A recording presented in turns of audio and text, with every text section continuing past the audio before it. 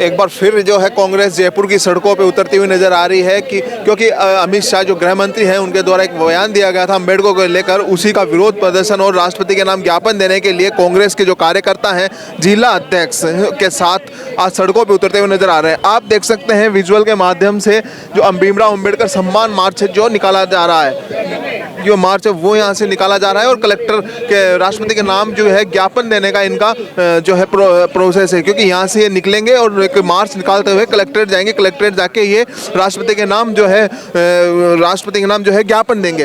इन पर चर्चा करने के हमारे साथ कई कार्यकर्ता मौजूद है जिनसे हम बात करेंगे। सर क्या है, क्यों ये जो बीजेपी के अमित शाह जी हैं, गृह मंत्री हैं, इनका हो गया दिमाग खराब। बाबा साहेब जो संविधान के निर्माता हैं, इस देश में उनके सबसे बड़े योगदान है, उनके लिए इनके जो अपशब्द कहे गए।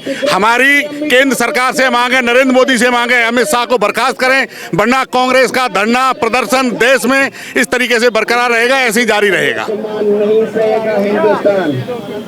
देखिए जिस तरह से ये अमित शाह जी ने किया है ये बहुत ही निंदनीय है और अमित शाह जी माफी मांगे और मोदी जी से हम निवेदन करते हैं कि इनको बर्खास्त करें, अन्यथा ये आंदोलन जारी रहेगा, हर जिलों में, डिस्ट्रिक्ट ब्लॉक में जारी रहेगा और मोदी जी को माफी मांगनी पड़ेगी, अमित शाह जी को माफी मांगने के लिए कहना पड़ेगा। देख सकते हैं राष्ट्रपति के नाम जो ज्ञापन है वो जो है उसके लिए ये जो है मार्च निकाला जा रहा है। देश के प्रथम कानून मंत्री बाबा साहब भीमराव अम्बेडकर जी के द्वारा बनाया गया संविधान और उसी संविधान के तहत अमित शाह ने शपथ ली और उसी जो संविधान का निर्माता बाबा साहब भीमराव अम्बेडकर के बारे में एक अभद्र कमेंट्स किया, उसके लिए हम उसकी बहुत घोर भर्त्सना करते हैं और अमित शाह उसके माफ़ी मांगे और अब माफ़ी नहीं मांगे तो मोदी उसको बर्खास्त करे। इस बारे में आज हम कलेक्टर महोदय को राष्ट्रपति के नाम ज्ञापन दे रहे हैं कि अमित शाह को इस पद से बर्खास्त करे। देश के गृह मंत्री होकर के इस बाबा साहब के जो संविधान निर्माता के खिलाफ अभद्र कमेंट्स किया है। ये आंदोलन हमें जारी रखेंगे जब तक अमित शाह बर्खास्त नहीं हो जाते हैं। अमित शाह जो है गृह मंत्री हैं और उनको बर्खास्ती को लेकर यहाँ जो है आंदोलन ये कर रहे हैं, बर्खास्ती को राष्ट्रपति के नाम ज्ञापन। कई महिलाएं भी यहाँ मौजूद है जिनसे हम बात करेंगे। क्या अमित शाह जी को बर्खास्त करना ही होगा क्योंकि उन्होंने जिस शख्सियत के लिए बोला है वो एक बहुत बड़ी शख्सियत है जिसके पीछे आज पूरा देश चल रहा है। नहीं तो आज अमित शाह इस कुर्सी पर ही नहीं होते, अगर आज बाबा साहब का ये पूरा संविधान ही नहीं होता। और हम चाहते हैं कि अगर उन्होंने गलत बोला है तो उनको अपनी गलती स्वीकारनी चाहिए और अपना इस्तीफा देना चाहिए, क्योंकि जब तक ऐसे बातें चलती रहेंगी सदन के अंदर तो इससे बड़ी हमारे देश के लिए कोई भी आपत्तिजनक बात नहीं हो सकती कि हम लोग इसको सहन नहीं करेंगे। आज़ादी के इतने सालों बाद भारतीय जनता पार्टी इतनी ज़्यादा बौखला गई है कि कभी गांधी जी को कंट्रोवर्सी में डालती है, कभी नेहरू जी को कंट्रोवर्सी में डालती है। और अब तो हद जब हो गई जब उन्होंने हमारे देश के संविधान, जिससे हमारे प्रजातंत्र की रक्षा होती है और जिससे सारे विश्व में ये पता चलता है कि हम किस संविधान और किस शासन प्रणाली में जी रहे हैं, जो हमेशा न केवल गरीबों के मसीहा थे, उन्होंने सारी जातियों के लिए संविधान का निर्माण किया था ताकि देश की जनता को सुरक्षा मिल सके। लेकिन अमित शाह जी ने तो हद तब कर दी जब भरी सभा में उन्होंने भीमराव अंबेडकर जी के ऊपर फैशन परस्ती का आरोप लगाया और निश्चित रूप से अमित शाह जी को अब इस्तीफा दे देना चाहिए, उनका नैतिक दायित्व यही है। आप देख सकते हैं जो पुष्पांजलि है आर तिवारी जो जिला अध्यक्ष हैं कांग्रेस के, उनके द्वारा जो है वो पुष्पांजलि अर्पित यहाँ कर रहे हैं। तो आप देख सकते हैं जो पुष्पांजलि है अंबेडकर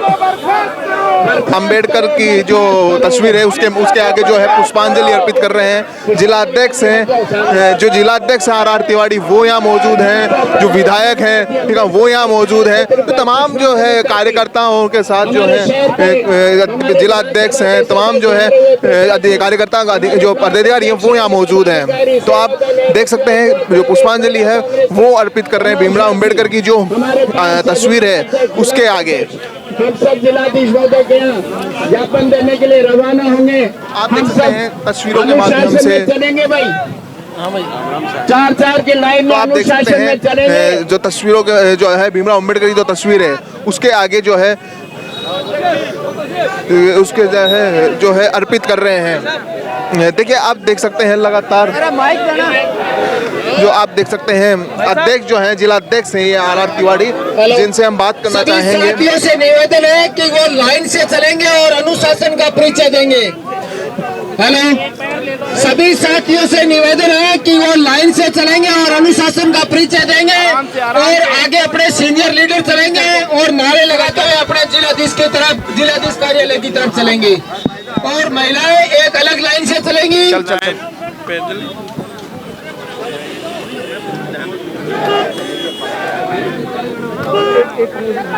चलो आज पैदल मार्च निकाल रहे हैं एक बार फिर अम्बेडकर। देखिए, हम आज जिला कांग्रेस के नेतृत्व में प्रदेश कांग्रेस और ऑल इंडिया कांग्रेस कमेटी के आह्वान पर जिलाधीश महोदय को एक ज्ञापन राष्ट्रपति जी के नाम देने जा रहे हैं, जिसमें हम अमित शाह जी के इस्तीफे की मांग कर रहे हैं। जिस तरीके से उन्होंने संसद के अंदर अंबेडकर जी का जो अपमान किया है, उसके लेकर पूरे हिंदुस्तान में आक्रोश है और लोग ये चाहते हैं कि नरेंद्र मोदी जी अमित शाह जी से इस्तीफा लें, ताकि जो हमारे संविधान के रचयिता हैं उनका सम्मान बना रहे और आने वाली पीढ़ियां जो अंबेडकर जी के संविधान पर भरोसा है वो कायम रहे। अरे विवादित टिप्पणी क्या है? लोकसभा में बाबा साहब का अपमान कर रही है बीजेपी। किसी को माफ किया है? प्रधानमंत्री जी माफी मांग लेंगे तो छोटे थोड़ा ना हो जाएंगे, देश में उनकी वाहवाही हो जाएगी। बाबा साहब से माफी नहीं मांग सकते, संविधान से माफी नहीं मांग सकते। अरे जो जितना बड़ा होता है उसको झुकने की आदत होनी चाहिए। अब ये तो कह रहे हैं हम तो झुकेंगे नहीं, हम तो हमारी मनमानी करेंगे।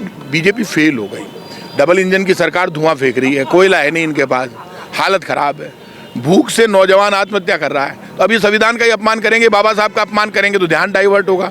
अब ये फंस गए, पूरा देश खड़ा हो गया। देश की आवाज़ है बाबा साहब और संविधान।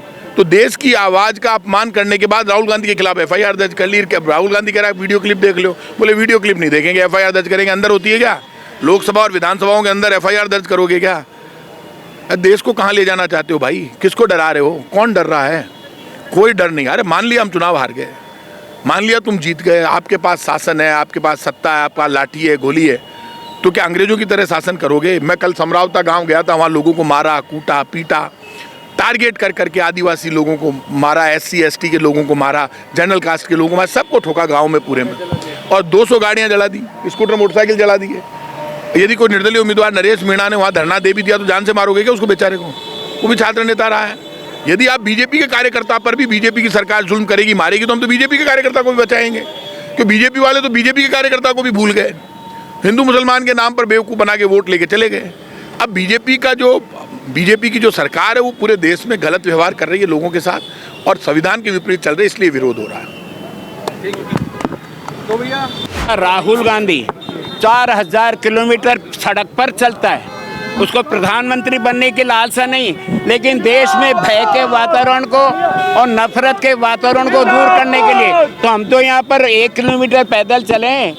राहुल जी की प्रेरणा से हिटलरशाही वाली केंद्र की सरकार हो, चाहे राजस्थान की भजन सरकार हो, जिन्होंने हमारे आइन बनाने वाले, जो हमारे संविधान के निर्माता, जो भारत रत्न, जो भारत की आत्मा है, लेकिन चूंकि वो जाति से अनुसूचित जाति के थे, इसलिए मनुवादी सोच के जो गृह मंत्री और प्रधानमंत्री हैं, जो RSS से शिक्षा लेकर गए, उन्होंने लोकसभा में इस बात को दर्शा दिया कि उनके प्रति पिछड़ों के, रगड़ों के प्रति क्या भावना है। भीमराव अंबेडकर जी के लिए कैसे शब्दों का उपयोग करें?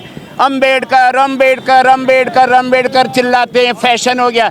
अरे अंबेडकर जी का नाम फैशन नहीं है, अमित शाह वो देश की जान है, करोड़ों लोगों के आन बान शान है।